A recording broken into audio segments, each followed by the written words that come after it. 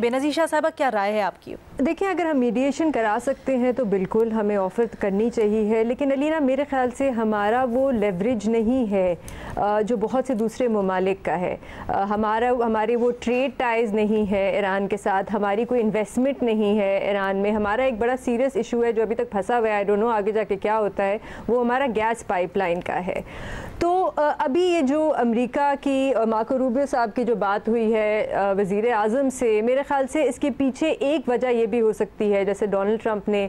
کہا کہ پاکستان جو ہے وہ ایران کو بہت اچھی طرح جانتا ہے، تو اس وقت شاید کوشش کی جا رہی ہو کہ ایران کو کسی نہ کسی طرح نیگوشیٹنگ ٹیبل پہ واپس لایا جا سکے۔ ایک تو قطر کے ذریعے کوشش کی جا رہی ہے، دوسرا ہو سکتا ہے دوسرے ممالک کو بھی اس میں شامل کیا جائے، جیسے پاکستان کو، کہ آپ ایران کو کنونس کریں اور ان کو واپس نیگوشیٹنگ ٹیبل پہ لے کے آئیں۔ ایران کی طرف سے جس قسم کے بیانات آ رہے ہیں اس سے لگ تو یہ نہیں رہا کہ ابھی وہ امریکہ سے بات کرنے کے لیے تیار ہے۔ ان کا بل بھی تیار پڑا ہوا ہے جو قانون بن سکتا ہے کہ وہ اپنے IAEA انسپیکٹرز جو ہیں وہاں سے ان کو نکال دیں، تو یہ کوشش ہو سکتی ہے۔ لیکن جیسے میں نے کہا علینا، مجھے نہیں لگتا لیوریج ہے ہمارے پاس۔ لیوریج کس کے پاس ہے؟ ایک تو چائنا کے پاس ہے، جن کا ایران کے ساتھ بہت گہرا اور پرانا ٹریڈ ٹائز ہے، انویسٹمنٹ بھی بہت ہے۔ دوسرا ہے اور سب سے اہم ہے گلف ممالک۔ CNN کی اس پہ ایک بڑی ایکسکلوسیو رپورٹ آئی ہے کل، جس میں انہوں نے بتایا کہ یہ جو گلف ممالک ہے یہ امریکہ نے جب حملہ کیا اس سے ایک دن پہلے بات کر رہے تھے اور آپشنز بیٹھ کے دیکھ رہے تھے کہ ہم کیا کر سکتے ہیں ایران کے ساتھ مذاکرات کرنے کے لیے، اور ان میں سے کچھ آپشنز یہ تھی کہ یہ عرب ممالک جو ہیں یہ انویسٹ کریں ایران کے سویلین نیوکلیئر پروگرام میں،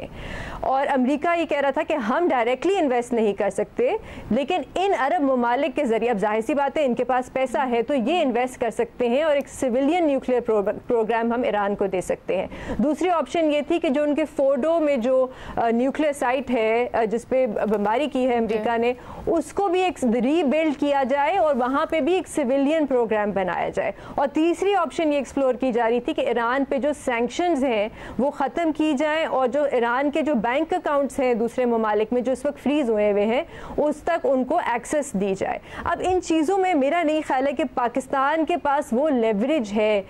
ایران کو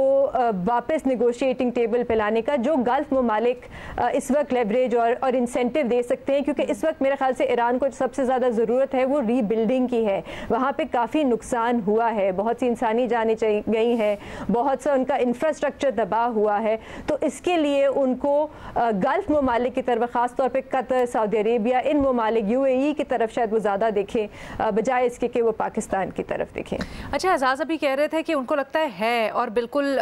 جو ابھی کانفلکٹ ہوا ہے اس کے بعد اور زیادہ پاکستان کی وقت اور لیوریج بڑھی ہے۔